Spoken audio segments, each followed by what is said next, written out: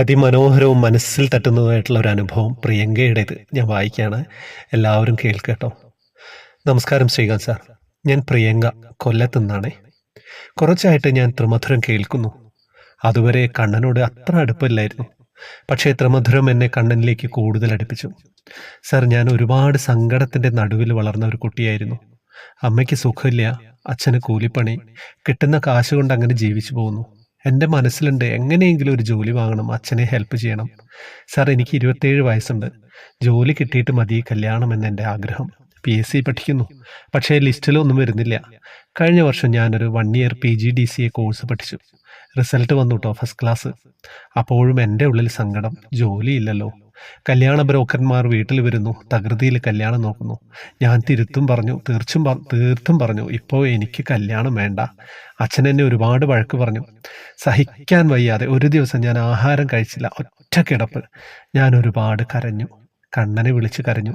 എല്ലാവർക്കും അവിടുന്ന് അനുഗ്രഹം നൽകുന്നു, എന്നെ അങ്ങ് കാണുന്നില്ലേ എന്ന് ചോദിച്ചു. ഒരുപാട് കരഞ്ഞു. സാർ, എനിക്കറിയില്ല, എൻ്റെ റൂമിലെ ഭിത്തിയിൽ ഒരു മുരളീധരൻ്റെ രൂപത്തിൽ കണ്ണനെ ഞാൻ കണ്ടുട്ടോ. കാലുകൾ പിണച്ചു കെട്ടിയ ഒരു കുഞ്ഞു മുരളീധരൻ. കരഞ്ഞ കണ്ണുകൾ അമർത്തി തുടച്ച് ഞാൻ വീണ്ടും നോക്കി. കണ്ടത് എൻ്റെ കണ്ണനെ തന്നെ. ഞാൻ വിചാരിച്ചു പെൻസിൽ കൊണ്ടുവന്ന് വരയ്ക്കാമെന്ന്. പിന്നീട് നോക്കാം കണ്ടത് സത്യമാണോ എന്ന്. പക്ഷേ എനിക്ക് പീരീഡ് ടൈം കഴിഞ്ഞതേയുള്ളൂ. അങ്ങനെ ഇരിക്കുമ്പോൾ ചെയ്യുന്നത് തെറ്റല്ലേ എന്ന് കരുതി ഞാൻ വരച്ചില്ല. കണ്ണനെ ഭിത്തിയിൽ കണ്ടതിന് ശേഷം എനിക്കൊരു പോസിറ്റീവ് ഫീൽ വന്നു. കുറച്ച് കഴിഞ്ഞു. അപ്പോൾ ഞാൻ പഠിച്ച ഇൻസ്റ്റിറ്റ്യൂട്ടിൽ നിന്ന് വിളിക്കുന്നു, നാളെ വരണം സർട്ടിഫിക്കറ്റ് വാങ്ങാനെന്ന്. അന്നേരം ഞാനൊന്ന് ആഗ്രഹിച്ചു, അവിടെ എനിക്കൊരു ജോലി കിട്ടിയെങ്കിലെന്ന്. പിറ്റേ ദിവസം സർട്ടിഫിക്കറ്റ് വാങ്ങാൻ പോയി. പോകുന്ന വഴിയിൽ ഞാൻ കണ്ണനോട് പറഞ്ഞു, കണ്ണാ, എനിക്കൊരു ജോലി തരണമെന്ന്. അവിടെ എത്തി സർട്ടിഫിക്കറ്റ് വാങ്ങി ഫോട്ടോ എടുത്തു. അപ്പോൾ സർട്ടിഫിക്കറ്റ് തന്ന മാഡം എന്നോട് പറഞ്ഞു, ഒരു മിനിറ്റ്, ഞാനിപ്പോൾ വരാം. കുറച്ച് കഴിഞ്ഞ് അവിടുത്തെ മാനേജർ മാഡം എന്നെ വിളിച്ചു. കുട്ടി ജോലി നോക്കുന്നുണ്ടോ എന്ന്. ഞാൻ പറഞ്ഞുണ്ട്. എന്നാൽ ഇവിടെ ഒരു വേക്കൻസി ഉണ്ട്, ടീച്ചിങ് ആണ്. ഓക്കെ ആണെങ്കിൽ നാളെ ബാക്കി ബയോഡാറ്റ കൊണ്ടുവരുമെന്ന്. പിന്നെ അവിടുത്തെ മെയിൻ അഡ്മിൻ ചോദിച്ചു. പിന്നീട് അക്കാഡമിക് ഹെഡായ മറ്റേ ഒരു സാർ എന്നെ വിളിപ്പിച്ചു. അവിടുത്തെ ടീച്ചിങ് മെത്തേഡ് പറഞ്ഞു തന്നു. എന്നിട്ട് പറഞ്ഞു, നാളെ ജോയിൻ ചെയ്തോളൂ എന്ന്. അപ്പോൾ മാനേജർ മാഡം പറഞ്ഞു, നാളെ ട്യൂസ്ഡേ അല്ലേ, വെനസ്ഡേ മുതൽ വന്നോളൂ എന്ന്. എനിക്കറിയില്ല സാർ, അവിടെ ആ കുറച്ച് നേരം എന്താണ് സംഭവിച്ചതെന്ന്. എൻ്റെ കണ്ണ് നിറഞ്ഞു. ഞാൻ എന്താണ് കണ്ണനോട് വീട്ടിൽ നിന്ന് പറഞ്ഞിട്ടിറങ്ങിയത്, അതെൻ്റെ കണ്ണൻ എനിക്ക് തന്നു സാർ. ആ ഇൻസ്റ്റിറ്റ്യൂട്ടിൽ ഞാൻ കണ്ട 4 പേരും കണ്ണൻ്റെ രൂപത്തിൽ വന്നു സാർ. ചെറിയൊരു ഇൻ്റർവ്യൂ മാത്രമേ എനിക്കുണ്ടായിരുന്നുള്ളൂ.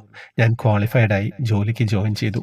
പിറ്റേ ദിവസം എൻ്റെ ഫോണിൽ കണ്ടു, ഞാൻ സങ്കടപ്പെട്ട് കരഞ്ഞ ദിവസം സൺഡേ. അന്നത്തെ ദിവസം ഗുരുവായൂരിലെന്ന് മുരളീധരനായിരുന്നു.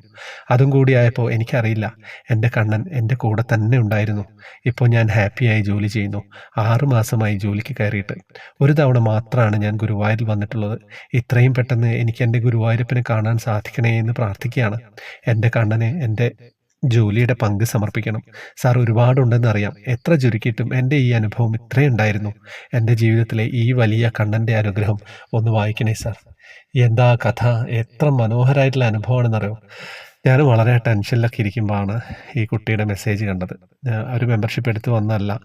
അപ്പോൾ ഞാൻ പറഞ്ഞു, ഒരാഴ്ച കഴിഞ്ഞിട്ട് പറയാമെന്ന്. അപ്പോൾ ഞാൻ അനുഭവം വെറുതെ ഒന്ന് വായിച്ചു നോക്കി.